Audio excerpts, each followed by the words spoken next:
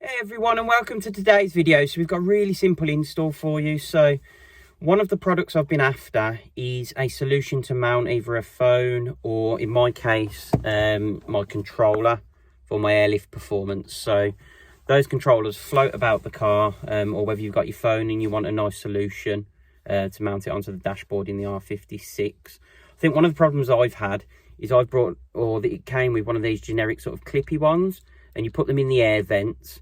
Problem I've got is they don't grip very well, and that spring fails very easily, and you end up with your controller or phone falling off onto the floor all the time, and then you obviously got the risk of damaging it.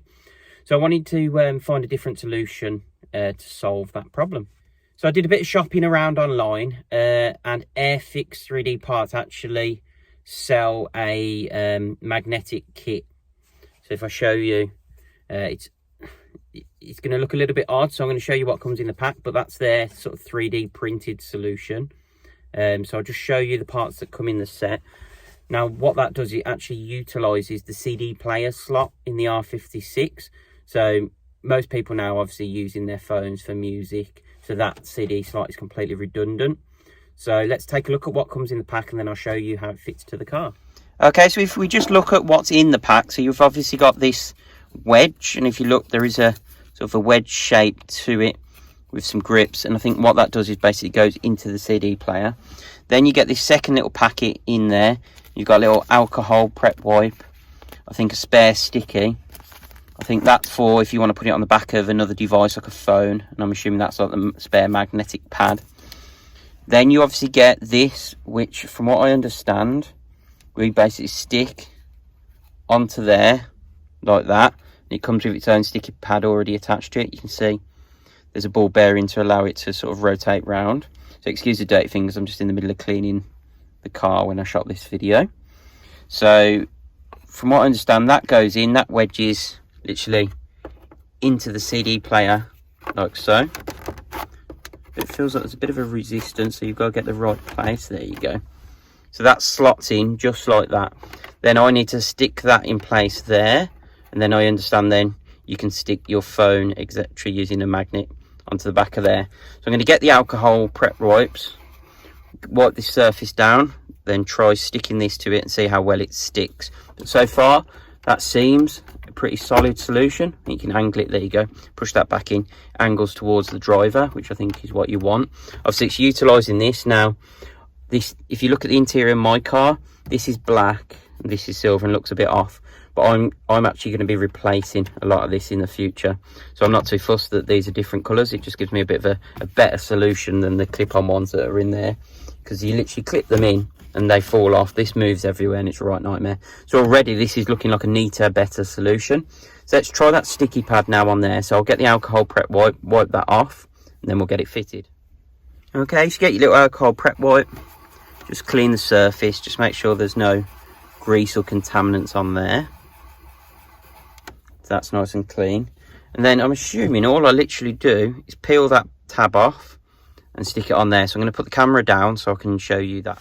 Okay, so we've got the tab. So as far as I'm aware, you literally take that off. Try mounting it in the middle. Give it a good press down.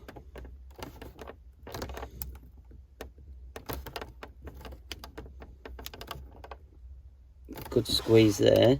And that rotates if your angle's off. But that seems to be it. So as you can see, it's a really simple installation. So if we get my controller now, it's obviously already got the metal pad on the back. That now sits on there. Let's give that a bit of a wipe over. So I'm able to rotate it round. And you imagine that is obviously your phone. You can point it towards the driver if you've got sat nav on it or whatever.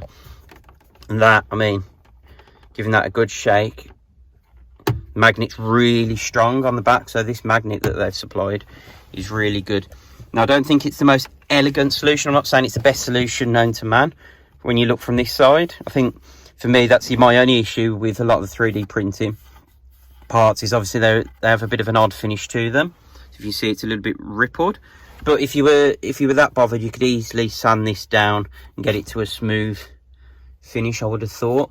But for me, I think that gives me a nice simple solution. Stop this banging around the interior, because literally my clip will just fall off from there.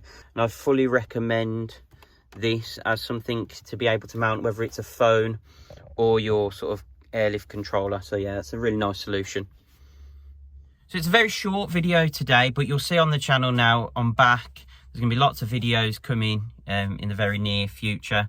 So keep an eye out on the channel. Please hit that like button if you found the video useful, and hit subscribe and the alert bell so you get alerts every time we upload new content to the channel. So there's lots of things going on performance wise with the R56.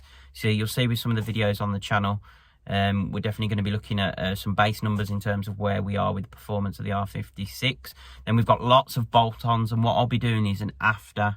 So once I put all those bolt-ons on, I'll be doing a video that actually covers off the car on the dyno and seeing what the sort of increase in power is by just a load of simple bolt-on parts. So no remapping, no change of turbos, anything like that. Literally intakes, air, intercooler. We've got some plasma coils to go on, and a decat downpipe as well. So come along for the ride and let's see how we get on and see if we can get some easy performance gains out of the R56. So thanks for watching. I'll see you in the next video.